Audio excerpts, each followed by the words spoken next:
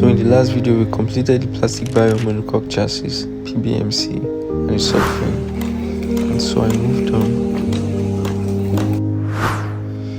I began building the hub housing by bending a sheet of metal, and then I created the housing for the bearing.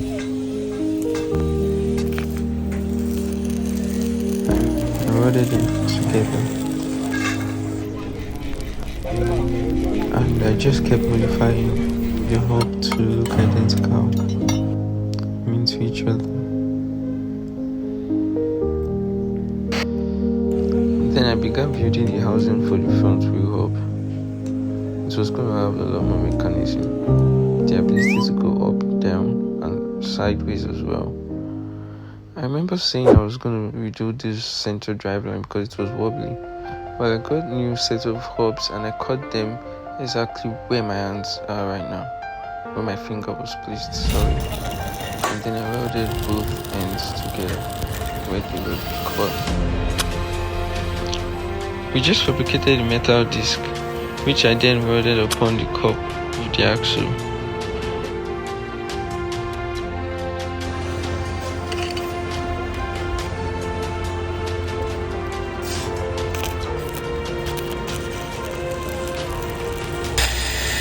I then created the housing for the wheel hub I modified, which also has bearing inside, helping it rotate freely. The purpose of redoing it is I'm able to replace each end in case I need to, and it also helps me ensure that there isn't any wobble, because there was enough protection and guides. I then moved on to building the suspension mount by getting a square tube which I cut into U pieces, and then I also moved on to the rotating section, which I'll weld the metal rods of the swing arms to.